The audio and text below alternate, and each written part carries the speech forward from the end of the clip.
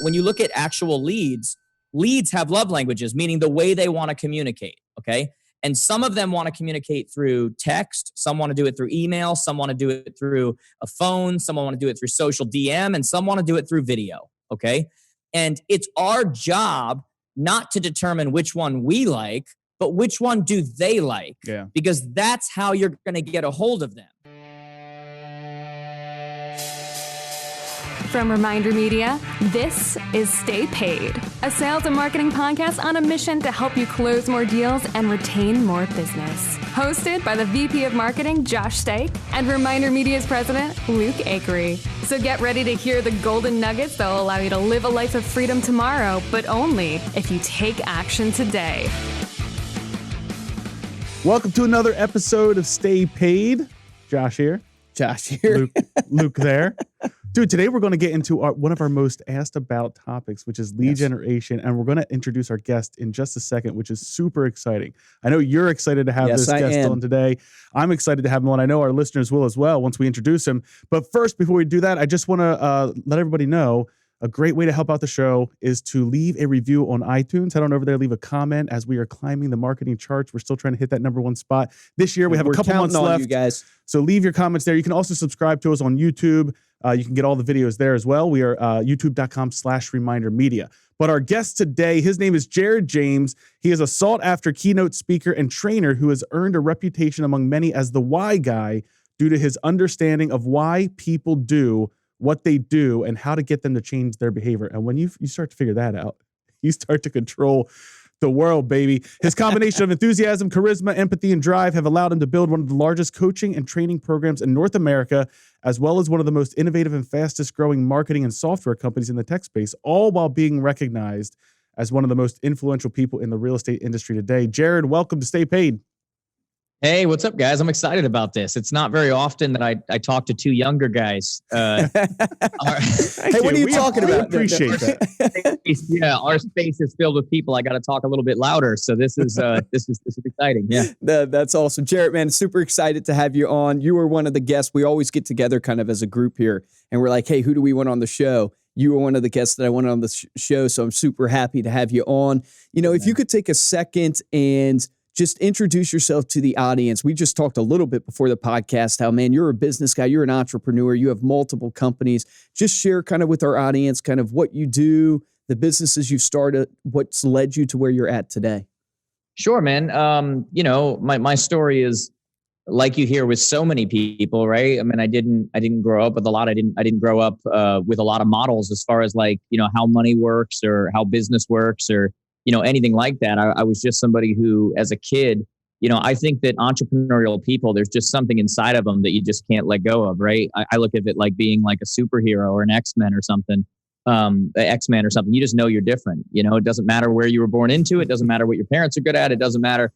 You just know that there's something different about you, but there's not a house where Dr. X or whatever his name is can kind of take you in and show you the way. It's Professor X. Professor X. We got a nerd over here, Jared. He's a nerd. No. Yeah. Well, my son would be right with you, but I honestly, I'm using examples of like movies I've never even watched. But it's just the truth, though. It's all right, like, man. I'm here for you. Yeah, I appreciate that. Believe me, if my son watches this, he's gonna yell at me, but. You get the point regardless, right? It's the idea that I always knew that I didn't fit into, you know, the box that the world gives you with, you know, 9 to 5 and, you know, be average and get a 2% raise every year. And, you know, that kind of a thing that's never been my mentality. So long story short, I'll skip a lot of details, but when I got into the working world, I eventually took a risk. I got into real estate, and by the age of 26, I was one of the top agents in the country. Won all sorts of awards, and, you know, people started asking me to come and speak at events, and, you know, I didn't even know what that was. I didn't know that this was something people got paid to do. You know, I remember the first time somebody asked me what would I charge to come to their event somewhere in the country. I remember thinking, my God, I just hung out at a picnic for 8 hours for free with a bunch of people. Like, I have no idea, you know? And, you know, that starts happening and it starts growing. And eventually I made the decision to leave, my real estate practice and go into something that I thought I could have more of an impact in, which was the speaking and the coaching and the training. But, the truth is I didn't have a coaching I didn't have a coaching program. I didn't have any of these things, and like any good entrepreneur, you figure it out. And so I built a coaching and speaking company. I now speak for, and am pretty much the main trainer for most of the large, real estate companies, in the world. And so we built that program up. We now have the third largest coaching and training company in North America. We will be number one, but the top two have a 25-year jump on me. And then through that, just the entrepreneurial nature in me, I realized that we were teaching people strategies and marketing and all this kind of stuff that they just weren't going to grasp or just didn't have time to do. And so early on, I started at that point a marketing department within my company. And instead of filtering people off these other companies, we kept them in-house. And then eventually I started realizing we were sending thousands of people off to a different CRM. And I went crazily at the time, well, we could do that. And after years of building and millions of dollars in investment, we built our own CRM, our own software. And so we took that department and we turned it into a separate company called ReminderMedia, where we now, in addition to with Jared James, do coaching and training and speaking and all that. We now have a marketing company too, where we do people's CRM software. We do their marketing for them. We do their social for them. We launched last year transaction coordination for agents. Wow. And are absolutely killing it. It's like the best department I ever started. We can't hire people quick enough, you know? And that just came from, look, I had this visibility. I'm a big believer that visibility trumps ability. So when you talk about lead creation and all that kind of stuff, visibility is what really matters. The best don't always win. It's the one who are visible. It's the one who are an option, right? It's the ones who get said no to more than anyone else. I like to tell agents that your goal is to be the most rejected person in the area. If you can do that, then you'll win. And anyway, so just started looking at these opportunities, built this other company out, and now growing both of those companies side by side. And quite frankly, man, I wouldn't have it any other way. I mean, it's tough. It's, I get bad news every day.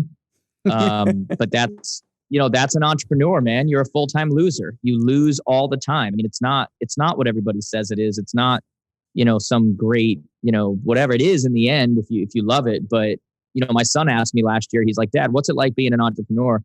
And he's expecting me to say, well, you pick out what color Lamborghini you want. And, but I said, man, I get hit in the face 38 times a day, and three times a day, good things happen. And I say, I hope the 3 outweigh the 38, and an entrepreneur though wouldn't have it any other way. That's just how it is. That's so powerful, man. There's so many golden nuggets in there. My brother, I was talking to, he's a real estate agent. He's been in the business for about 3.5 years now.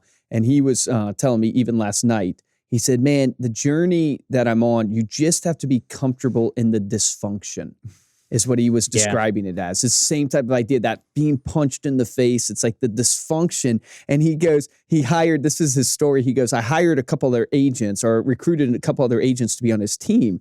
And he said, I'm going to tell him today, I'll have to ask him how it went. He goes, I'm going to tell him, I bet you guys are thinking, wow, like I thought the Acri brothers, that it was going to be like something magical. Like there was a magic system and everything that you had. And you showed up to my team and you're probably looking like, wait, this is just as dysfunctional as my last place. And he goes, because the difference isn't necessarily the dysfunction. The difference is that we're able to keep taking action through it and keep evolving and pivoting through it. And I think it's so spot on, dude. It's just how many punches you can take in the face. That's it, man. When you're an entrepreneur, man, you're a full-time loser. Like that's just it. You lose more than anyone, but you're okay with that. It's funny, man, like to truly be an entrepreneur, I've been telling people this a lot lately. Like, I told an audience the other day, like at some point, especially with everything we went through and continue to go through, like at some point you have to decide whether you're somebody who likes reading Instagram quotes or if you're ever going to live them, and it's so true right now. Like you see all these quotes and they're like, the only W's and L's that matter are you win and you learn. There is no losing. It's just win and learn, whatever. And the truth of the matter is that's an accurate quote. Like it actually is. It's cornball. It's, whatever. But like when you're actually in the game, when you're actually in the fight, like that's reality. So it's very easy to take that and put it up on Instagram, and be like, oh, the only W's and L's that matter or whatever. It's a completely different thing when you live it, right? It's like the difference between, we put up historical pictures of people over time, whether it's the Last Supper or, whether it's, King, whoever, whatever. But imagine if they came back today and looked at it, it would be an actual memory for them. It wouldn't be like some art in a home. It would be like, oh my God, remember Nancy who was sitting there? And like, it would bring back memory lane, right? Yeah. Like, that's how I feel when I read quotes. I think sometimes people put them up like art where they look at them and it's like, oh, that's powerful. That's, I'm different than everybody because I like that quote. And I don't know, man, like I look at quotes almost like a historical figure would look at their picture on the wall. Like I feel it, like I feel it. Happened. And I remember when that happened. Yeah. You know what I mean? It's like, I feel it and I live it all the time. And so it's really, to me, I tell it to audiences all the time. It's the biggest difference between me and so many, quote unquote, keynote speakers out there, is that some people, and no offense to them, because by the way, if that's what you want your life to be, then go for it. But like, they just go from city to city and from country to country and they deliver these keynote speeches with great messages and they're great at doing it. But what really separates me is that in between those speeches, I'm actually building businesses. Like I'm actually, dealing with hiring and firing people and systems within a business and profit and loss and, balance statements. And, like I'm marketing and lead creation and converting people and, all of this kind of stuff. Like I'm actually doing it every day. The life of an entrepreneur is much more MMA than it is Floyd Mayweather. That's a great analogy. You know what I'm saying? Like Floyd Mayweather, maybe 50-0 or whatever. Like there is no Floyd Mayweather of running companies. You know, like the champion entrepreneur is 22-12. Like they're one move away from getting an arm locked or arm barred or whatever. Like it's just like, that's almost how you. Well, how do you fight through that? Like, I'm just curious because I totally agree with you, man. I think this is where a lot of people, everybody knows the failure rates. We don't have to talk about them. Everybody knows in every industry, they're so high. Like, how have you found the motivation to really persevere? What other option is there? Like, I don't know, man. Like, I don't know how people struggle with motivation. I'm going to be honest. And I'm a guy that motivates people. Like, I get, I hate the term motivational speaker.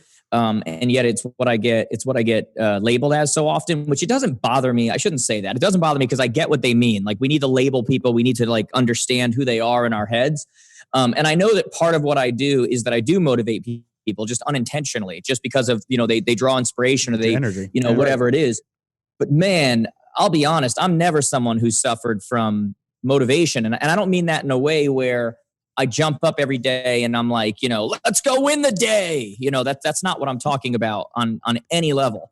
For me, it's just, there's no other option. Like the moment that I made a decision to live this life, what's the other option? Failure? My family gets kicked out of their home because the business didn't do well. What's the option? It's not even, I don't know if I would label it motivation. It's just like, this is how I'm built. Like if you drop a steak on the ground, you can't get mad when the dog goes after it, because it's a freaking dog, like that's what a dog is built to do. It's in their nature. So when you look at someone like me and they say, well, how do you stay motivated through? How do you persevere? I'm like, how don't you? Like they dropped the steak on the ground. I'm a dog. Like I'm an entrepreneur. Like it's just how I'm built. If that makes any kind of sense. Totally. I don't even understand how there's any other option, Yeah, no, I get it. It's what's so interesting is I think people find solace in their misery a lot of times. And I think it's like people just, when they're miserable, they make that misery the purpose of their life. And they're just like, yeah, I couldn't do this because of this. I couldn't do this because of this. And it's just like, you're no better off. Yeah, you're no better off. It doesn't matter. Yeah, man. It's victim. It's victimhood. It's, look, if I'm a victim, it means it's somebody else's fault. It's not my fault. It's that thing didn't work. It's that, look at everybody else. They're not doing well either. That, like, the problem with victimhood is that you always lose. If you play that game out, you always lose. And so, yeah, you might have an excuse for losing, but you never win. Yeah, you're still lost. Like you've already built it in. What's that? No, I said you're still lost. You see it all the time with people going, I didn't get that. I wasn't positioned as well as this person. This person had a, rich person in their family, or this person. It's like, it doesn't matter. Even if you're right. Dude, especially, by the way, especially today, we live in a world of, and I don't mean this politically. I just mean like in general, the world we live in. Like we live in a world of like identity politics and all this stuff, and we just label everybody. And as much as we say to like, give everybody a fair shot and everybody's equal and everybody's whatever, the truth is we look at everyone and we make these snap judgments, right?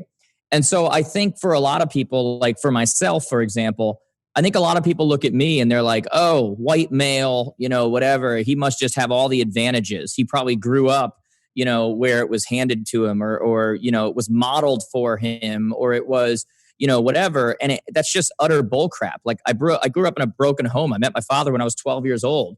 We were on welfare. Both my brothers and my mother never graduated high school, let alone college. I lived in 6 different states growing up, just like wandering around and not being able to settle in any place. I could go on and on and on and on. And so, my point is I think one of the reasons why I relate to people so well is because in almost like a chameleon way, I can relate to so many different people. It's like, don't look at me and, today I'm dressed in gym clothes or whatever, but I'm on stage. Don't look at me and go, oh, clean cut. He must be, whatever. Please, man, I've seen it. I've been through it. I always know what it's like. And it's probably why I don't need motivation. It's because I know what the alternative is. I know what it's like to watch your mother crying in the corner because she, didn't get a job because she was overqualified and now she can't pay the rent and we're going to get kicked out of the house. Like I know what that feels like. I know what that looks like. So for me, we talk about motivation and we talk about these things, like I always know how close that is. I always know how that's possible for anyone, right? It's probably why I don't need drive, is because it's just built into me, like that chip at some age. There's some that's probably just, built in from the perspective of just who I am. But also when you live through those kinds of life experiences and you see those kinds of things, there's these little triggers that go off and you go, can't happen, right? Never me. Yeah. That won't be me. That won't be, that won't happen, right?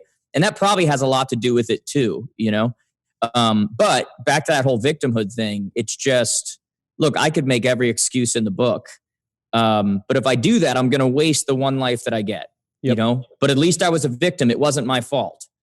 That's just bullcrap. Like that's just, that's the golden nugget right there. Well, it's all about perspective, man. Like you have perspective, like your perspective of what you've come from and never going back from that has really, really shaped who you are. So let's shift gears a little bit here, because I think one of the biggest challenges and the reasons why people suffer in business and they fail is they're not able to generate new business. Right. It's the number one question we get on this podcast from our listeners is, how do I generate leads scalable and predictable?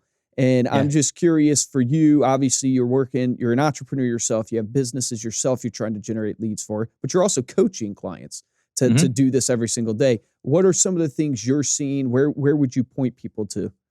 Oh, good God. Well, I run a marketing company, so I better know how to generate business. It's so let me take this from 2 different perspectives, right? The number one rule when it comes to lead creation and otherwise is what I said earlier. It's visibility trumps ability. Like what are you doing to be visible? When you look at most people, whether they're agents, whether they're mortgage, whether they're in the financial, whether they're in whatever they are, most people believe in hope marketing. They just sit back and, hope it happens, be good to people, like that kind of a thing. And there's a certain amount of business that you'll do just by not being a moron. But the truth is you're going to live way under your potential. Right. So take me, for example, right? Like when you look at the fact that, I do these keynotes all over the world. I was going to stop doing that a couple years ago because I just didn't have any interest. Like most people get into speaking because their father didn't love them enough, and it's like, love me, show me attention. I'm a closet introvert. My favorite place in the world is the hotel room. It's just alone, like I don't need that. I don't need the attention. I like to be recognized for what I've done, but I hate attention. Yeah. It seems like they don't go together, but they are, right? Yep. And so, the reason why I do the speeches and everything else, in addition to, the ability to affect lives and everything, comes down to that visibility trumps ability. I figured out early on that with my companies, I can pay thousands of dollars, go somewhere and be a vendor and hope that people will come to my booth after, or I can get paid tens of thousands of dollars to go speak. And now they're rushing to wherever we are, Yeah, it's like, there's a little life hack, business hack. Which way should I go here? Right. Yep. And so that had something to do with it. But when you look at it, the majority of the people that are listening to us right now, I don't know if they watch this. I don't know if you guys put this up on YouTube as well. But regardless, the majority of those that are listening to my voice right now, look, if I'm being honest, you're never going to get paid a lot of money. You're never going to get thousands of dollars to go speak to a massive audience. That's the truth. Mm-hmm. But the principle still remains, right? The visibility still remains. Every single person at the sound of my voice right now, no matter what business you're in, is now a content creator. Okay. Now you may think, well, I didn't get into whatever business I'm in to be a content creator. I'm not comfortable doing that. I'm not good at that. I'm not, whatever. Too bad. That's great. My brother's a mechanic, Yep. fixes cars. And 25 years ago, he just needed to know how to go in there with a wrench and a plier. Like he didn't need to know how to fix a car with a computer. But if he wants to have a job tomorrow, he's got to know how to fix that car with a computer. Mm-hmm. And so you may have gotten into your industry, just thinking, well, I'll solely just do whatever that was that I got into it. I'm not a content creator, but I'm telling you that in today's world, you're a content creator. You're the keynote speaker of your community, right? Your job is to educate your community on whatever they need. Your job is to be the verbal Google, for whatever it is they want to know about, whatever the questions are that people ask you, that's your job, right? So the number one way that you need to stay visible is through content creation. Like that's numero uno. Okay. But there is something else I want to talk about that's a little bit more for people from a practical standpoint.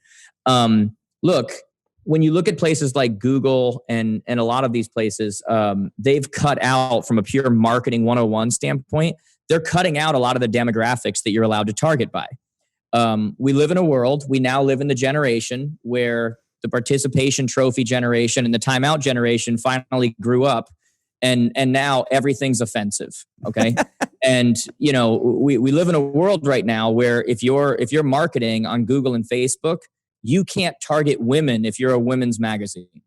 Like that is utterly just stupidity. That's because it's somehow discrimination to target women with your women's magazine. Like that's the world we now live in. Okay.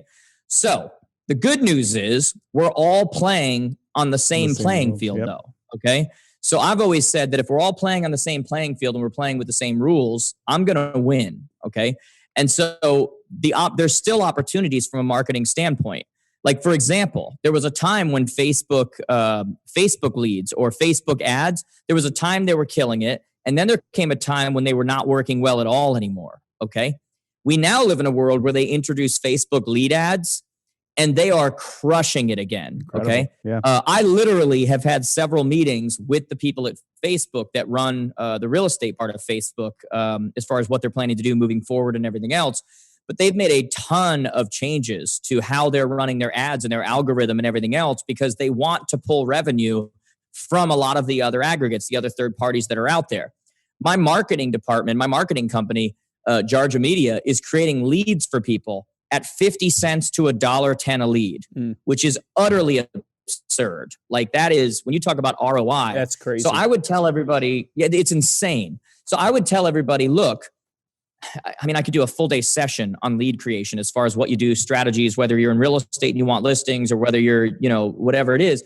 But just from a higher level, number one, just remember visibility trumps ability. Okay. So it's about how do I get in front of people before they make a decision to use somebody.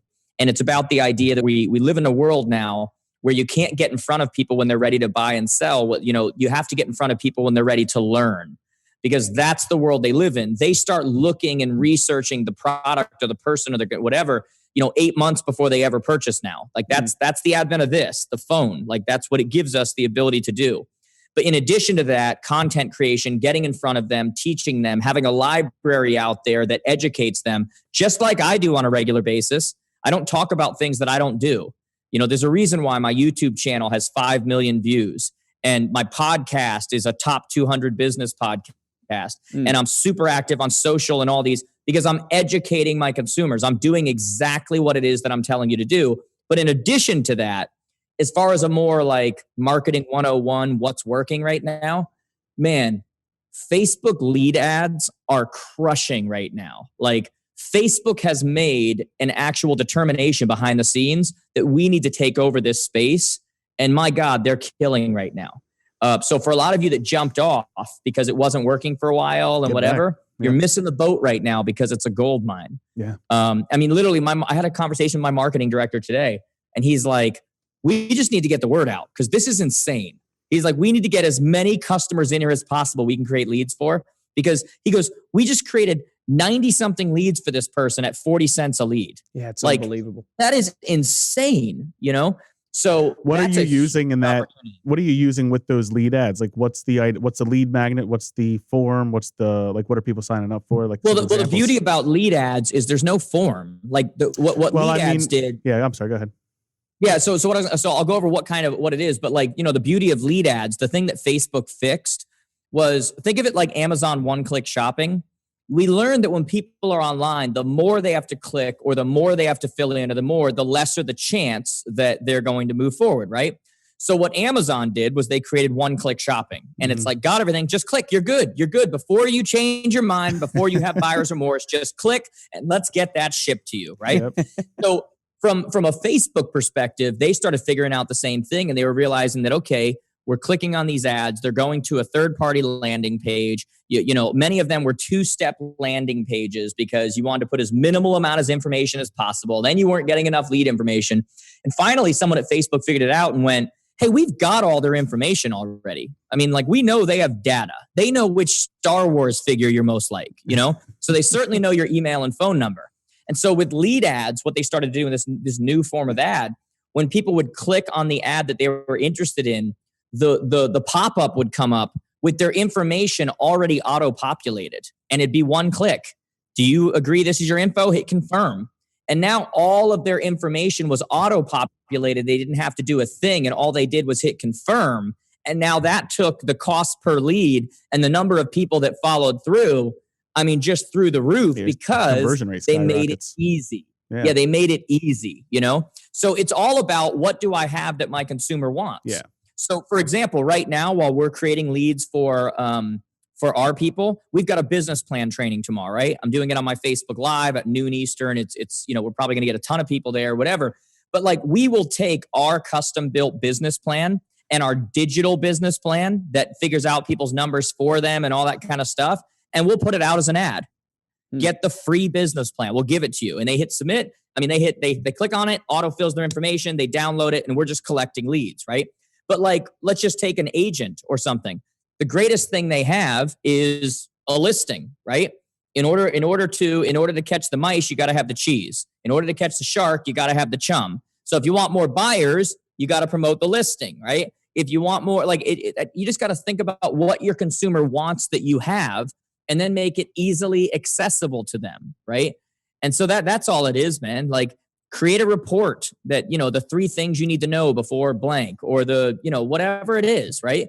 And then when it comes to those ads, it's about, look, don't just put one out and trust that ad. Like, we're a big believer in putting out a bunch of them and going, okay, which ones work? Like meritocracy, which one works? And then you run them for a couple weeks. All right, let's take all the money and put it towards that one, because that's obviously the one that's clicking right now, right? And so if there's some hit and miss in it, you've got to be, you know, it's why I actually am a big proponent with people to use an outside marketing place, and don't try to do it yourself, because you don't have the time, you don't have the expertise, you don't have all that stuff. But it's just marketing 101. What do I have that they want? Yeah.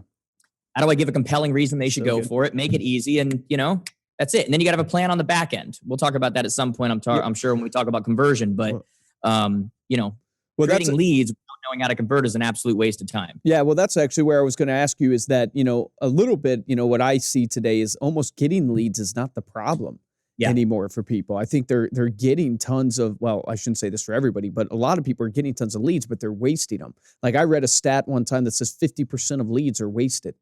Like, it's a lot more than that. That's crazy. It's a lot more than that. Well, I like, I thought 50% was insane. I was like, I think it was, what was it? Conversearcher or something like that. Some marketing statistic company. Well, all you need to know is that 48% of people don't even get to a second contact when following up with a lead. That's freaking nuts. Like, don't even get to a second contact. So even though we know 80% of all conversions are done on the 5th through 12th contact, Right. Over half don't even get to the second contact. Yeah, that's crazy. Insane. So in conversion, obviously they're not following up enough. What else are you seeing? Okay. So number one, if you're in any kind of a business and you're creating leads, the idea of creating leads and not having a fully functioning CRM is just insanity.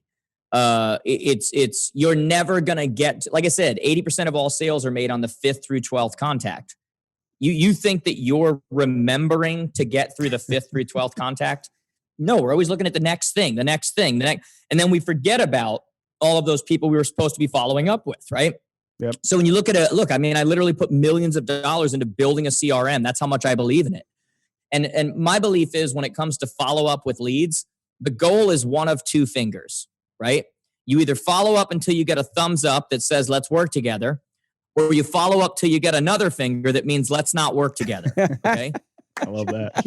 Short of those two fingers, stop saying no for other people. Yeah. It's really that simple. Like, because we have such a high ego, we follow up once or twice. They don't immediately reply and go, oh my God, it's such a pleasure to talk to you. And so we move on because we don't want to bother them, or we don't want to. So the first thing I would say is you have to have a fully functioning CRM, because you follow up until you get one of two fingers. It's really that simple. Stop saying no for other people. Okay. And the second thing I'd tell you that I think is so crucial that I probably don't talk about enough, I probably should talk about more, is that we need to understand love languages, and I'm not talking about relationships. I'm not talking about, gifts, acts of kindness, words of affirmation, touch. Like, I'm not talking about, you guys heard of love languages before? Yeah, the 5 love languages. Okay. Yeah. Like, basically the idea is, if my wife's love languages is gifts, and I just keep coming in and giving her compliments and she's not getting happy, like, in her mind, she's going, would you just buy me something? Like, that's what I need right now. Yeah.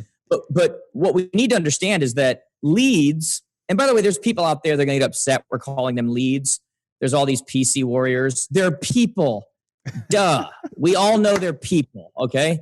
They're called leads because they can lead to a transaction, okay? So get over yourself and start calling them, right? But when you look at actual leads have love languages, meaning the way they want to communicate, okay? And some of them want to communicate through text. Some want to do it through email. Some want to do it through a phone. Some want to do it through social DM, and some want to do it through video. Okay. And it's our job not to determine which one we like, but which one do they like? Yeah. Because that's how you're going to get a hold of them. And for some of them, we just keep, calling and emailing them over and over again, because that's what the form allowed for them to fill out for. And the truth is, if you ever just took their email, put it in Google, found them on Instagram and sent them a DM on Instagram, a direct message, you'd get an immediate response. Yeah. Okay. But I was doing an event last year, and this girl comes up to me and she's like, hey, can I do a picture? Can I? And I said, sure. And so we're going to do a picture. And then she goes, hey, can I just ask you something? She's like, I was emailing you for like 18 months and I never heard from you. She goes, yesterday, I sent you a DM on Instagram. I sent you a direct message on Instagram. And she goes, and you responded in like 18 minutes. She's like, and I said, yeah, that appears to be the case. Like, that's, like that's my love language, right? If you send me a message on Instagram or one of those, I'm probably going to respond a lot quicker than if you hit some mass overload or you leave me a voicemail. God knows that's never going to get responded to, right? Like you have to know the person's love language. So part of lead conversion is right up front, trying all the different avenues, okay? Put their email into Google. You can find them all over the place. You can also, let's say you have their email and not their phone number. Well, if they use an iPhone or a Droid, which is basically everybody in the world, if you go to send them a text message, but you don't have their phone number, but instead you put in their email, if that email is associated with their Apple or Google account, it's going to come through to them as a text message. Okay. Wow. So now you've taken email with a 15 to 20% open rate because that's all you had for them and that's all everybody else had too. But instead you put it into as a text and it comes through like a text, and now it's got 100% open rate, right? Yeah, that's It's crazy. That's awesome. Yeah, man, That's it's up great to you to find out like how, what's their love language. Yeah. And then once you do, don't ruin it with what you say. Don't send someone a text message and send some book. Like, that's not how text messaging works. All you need to send is this John? That's it. That's it. Because if you send a book with, what you're reaching out for and all the awards you've had the last 20 years and everything else, you're like, I don't have time for this. I'll get to this later. And later never comes. But when you say, is this John? They're like, yeah, who's this? Now they know that they're there. Yep. And so now you're able to have a conversation, right? And so it's not just understanding their love language. It's not just making sure you go until you get one of two fingers. It's also understanding the skill set of sales, which is where so many people are missing it right now because, they're just used to being, most people in sales. I'm good looking. I'm charismatic. I'm this. That's everyone in sales. Like at some point, you got to work on the skill of sales. That's what wins. Everyone in the NBA and everybody who's not in the NBA, there are people who were McDonald's All-Americans right alongside LeBron James and Kobe Bryant and all these different people. And 90% of them never made it to the NBA. Okay. You know why? They're naturally talented, but they didn't work on the skill. That's what it's like in sales. You could be naturally, hey, he's a born salesman. She's a born saleswoman, like whatever it is, that's awesome. If you don't work on the skill set, you don't know what to say, you don't understand tonality, you don't understand all of these different things, you're going to underperform, period. So all of that I just... Dude, I love that. It reminds me of, we interviewed Jared Glant, who's like Grant Cardone's head guy or whatever. And he talked about something very similar. He said, in sales, it's called professional salesperson. And everybody removes the word professional. Otherwise, you're an amateur. Yeah, you're exactly. Yeah, and so it's like, it's so true. It's like 10,000 hours to master something. I always tell, like, according to Google or whatever, 10,000 hours to master something. I tell my new sales class. That was Malcolm Gladwell with his book. There you go. So I tell my sales people, I said, if you just practice 30 minutes a day every day, you're only at like a couple hundred hours, if that. That's crazy. If that. It's going to take you years to become good at just this sale.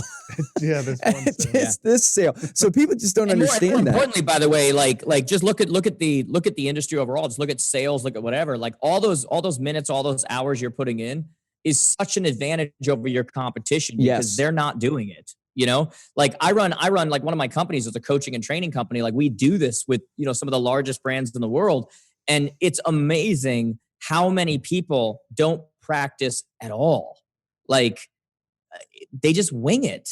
And so look, again, back to like the professional sports analogy, I was watching football last weekend and these are professional football players. Like they've been doing it since they were little kids. And yet all throughout the week, they were snapping the ball over and over again. They were blocking over and over again. They were kicking over, they were catching, not because they didn't know how, but because they're pros. Okay. And that's the difference. Like pros practice, amateurs don't. And so you can't act like an amateur on a regular basis and then complain that you're not getting paid like a pro. If you're not acting like a pro, you don't deserve to get paid like a pro. It's really that simple. Preach, man. All right. So this is a perfect transition into our question of, we always like asking people when they come on the show, what are the routines that you've implemented in your life or that you look in, you go, these are the things that have really driven success for me. As you look at your life, do you have routines that you've implemented? Man, that's a long line, but let me just keep it really simple for right now. Okay. I think that most people that are listening or watching right now, they want to know how to be more successful. They want to know how to get more done. They want to know how to be more efficient. They want to know how to, whatever. One of the greatest piece of advice that I can give to people that I personally follow is that, you don't get more done by learning to juggle more. You get more done by building capacity. Okay. And let me explain what I mean by that. I'm going to take this to two places. So, there's the old analogy, which is kind of a corny analogy, but it's so true. When you pull an arrow back on a bow and arrow, right? How far back you pull that arrow is how far it's going to go, right? It's the capacity you create based on how far back you pull the arrow, right? And most people would focus on the arrow in the air and go, how far is it going to go? But what they don't realize is that it was predetermined by what happened before the arrow ever left the bow. Okay. It's the capacity that's created. And so it's the same thing that's true in our lives. You know, when you talk about patterns and everything else, I think most people would watch me all day long and they'd be like, man, he just must be on crack. Like he must be on speed. He must, you know, whatever, like he's doing all these different things and he's flying all over and he's, how does he not, you know, collapse? And they're focused on the wrong side of the equation. I'm able to get more done, not because I'm able to do more than everybody else, but because I create the capacity to do so before you ever see me. Meaning, you know, I do this thing, I've got it on right now, hashtag Did You Sweat Today, right? And it's a thing I do every single day. I do something to sweat every day. I do some kind of exercise. I run on the off days, and then every other day I go to the gym, right?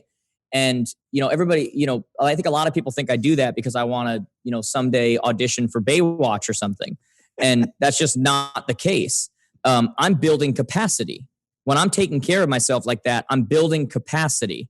When I'm eating right, I'm building capacity. When I'm working on my relationships with the people closest to me, I'm building capacity. When I'm working on my spiritual mind, like I'm building capacity. And so there's two ways that you really do that. So one way you get a lot more done is you build capacity in that way. And that's your patterns, what you do every day, like the stuff you eat, like all that stuff matters, right? You've got this vessel. You have to, if you want to get more done, you don't do it by gaining more arms. You do it by building capacity to be able to. It's what you do with the bow the arrow before it ever leaves the bow, right? And then the second thing I'd tell you is, I talked about this last year, but I so mean it. You know, the idea that we all get the same 24 hours in a day is an absolute lie. It's not true. We get the number of hours that we build according to the infrastructure that we implement. Okay. So, you know, they always say like, oh, Elon Musk, he's got the same 24 hours as you. And they try to make you feel like a piece of crap because you're not building multiple multi-billion-dollar companies. And that's nonsense. No, we don't have the same 24 hours. Okay. If I've got 50 people that work for me, meaning infrastructure, that means I have 1,200 hours to your 24.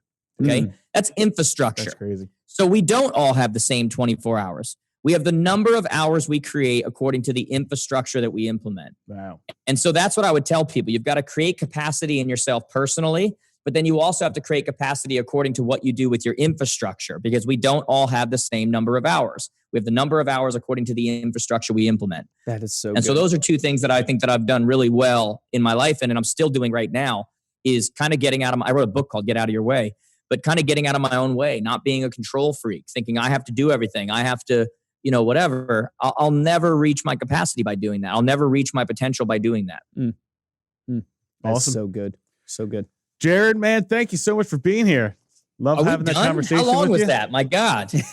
Dude, you were on fire. Jared came to us like right after the gym. He sits down, throws his sweatshirt. He's like, all right, let's go. Yeah, there's so many Let's do golden this. nuggets in that, man. That was awesome. Now, we really appreciate you coming on. Before we shut down here, let people know how they can contact you, get a hold of you. Cool, man. Easiest way to contact me, I keep it simple. Just go to connectwithjared.com.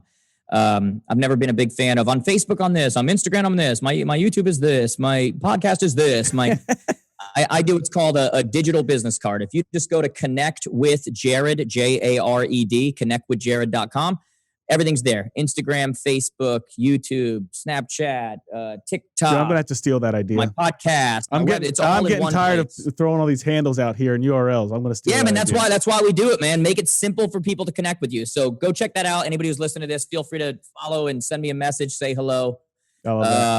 It's all there for you. Yeah, That's thanks awesome. so much again. Thank you for listening. To dive deeper into this episode and get those links that we mentioned here, go to staypaidpodcast.com. We'll have the video of this episode here as well. And if you're looking for ways to support the show, we really appreciate it. Best way is to head on over to iTunes, leave a 5-star rating and a comment.